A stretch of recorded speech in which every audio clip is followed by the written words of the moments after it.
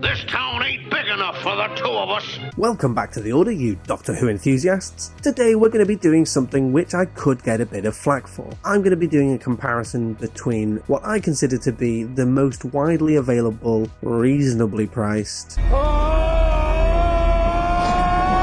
replicas of the 11th Doctor Sonic Screwdriver, the Celestial Toystore Sonic, and the Wand Company Sonic. The average cost for either of these Sonics is around about the £500 mark.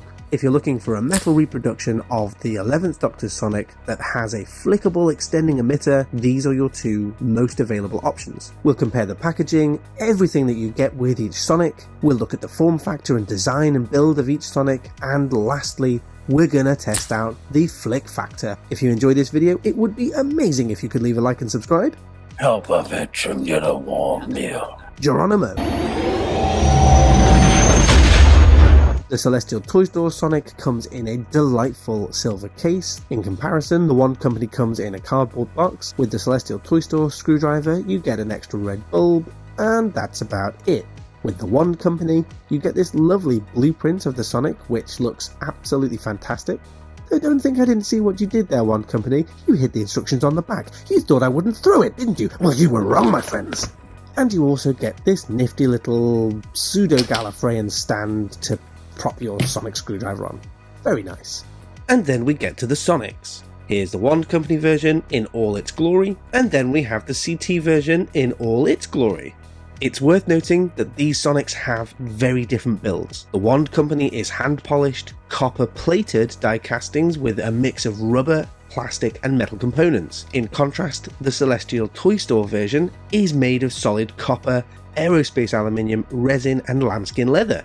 The difference in build designs leads to the Sonics looking very distinct from each other, despite them being based on broadly the same prop, albeit the Wand Company is specifically based on Peter Capaldi's 12th Doctor version, while the CT version is based on Matt Smith's 11th Doctor Sonic. The main difference is the result of the copper plating versus the pure copper build. The plating on the Wand Company Sonic ends up with it having much more of a rose gold colouring than the copper colouring that you'd normally expect. For the Star Wars fans amongst you, a good comparison is probably the Princess Leia lightsaber, which was rose gold. Let's run through those Sonics side by side. Working up the Sonics, both pommels are done very well. The Wand Company handle is plastic and has these little dark flecks, which is screen accurate. The CT version is resin and just one pure colour. Both look very nice and accurate and equally feel very comfortable. Next we have the leather grip section, which is done magnificently on the Celestial Toystore version, with this gorgeous lambskin leather covering the Sonic. The fit is perfect, very snug, and the finish is extremely clean. In contrast, the Wand Company opted to use rubber to cover this section,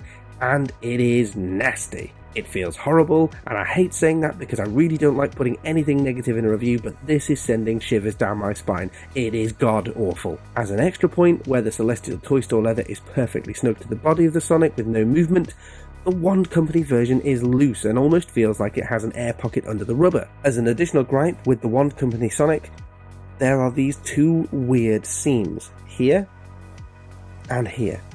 I mean, they're barely noticeable, and I'm being very pedantic, but why? Why would you have any seams whatsoever when it could be here? This could be the seam, what are you doing? Moving up the emitter section, both Sonics hold up very well to scrutiny. The silver case section on both are very tidy and evenly spaced with no apparent gaps. The knurling on both is also very well done, though a little bit more distinct on the CT Sonic. The other thing to note is that the CT Sonic replicates these retention screws, whereas the Wand Company opted for a sort of weird Sonic nipple design instead.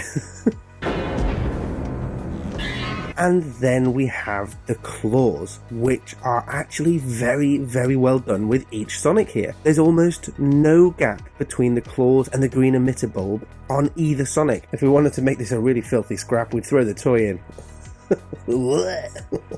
And then, of course, we have the flick. Satisfying with both, but the CT flick just feels better and sounds better.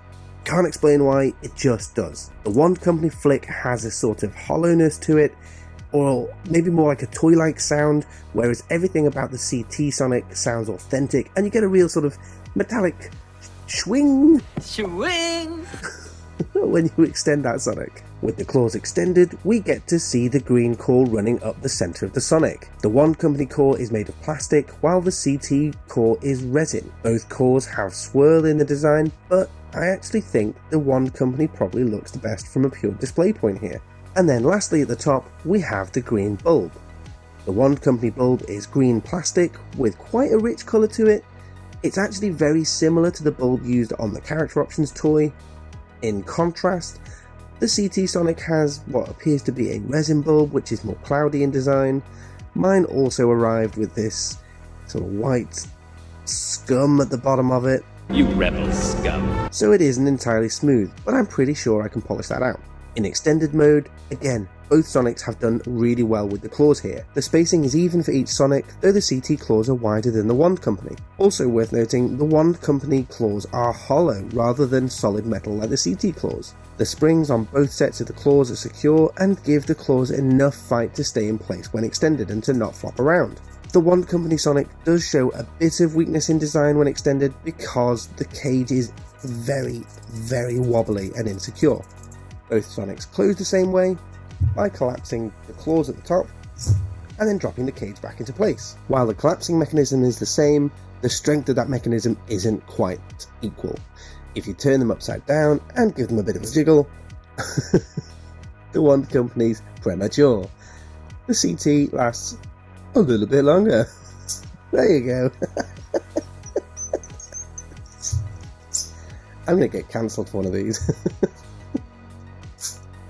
That being said, both Sonics lock in place enough to allow you to do the Matt Smith Sonic Spin, which is all I care about and is something I've been practicing every single day. Oh shit.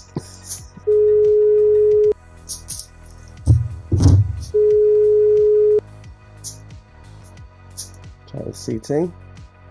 Oh, every time.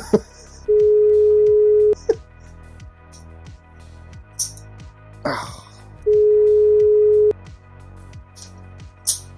Lying the Sonics side by side reveals that the One Company Sonic is actually longer and girthier than the CT Sonic. Almost looks like the CT Sonic is wearing a girdle in comparison, and the One Company one is what happens when that girdle fails. Come on, girdle. Hold. So there you have it, guys. I think that pretty much rounds up all of the comparisons I can do, given that my One Company Sonic's electronics don't work. As I said at the start, these Sonics cost pretty much the same amount at about £500 a go. For that money, as enjoyable as the One Company Sonic is, I just don't think it's worth it. And if you have the option to pick up the CT Sonic, I'd highly recommend you hit that up. But what do you guys think? Have I given each Sonic a fair shot? Or do you guys disagree? Let me know in the comments.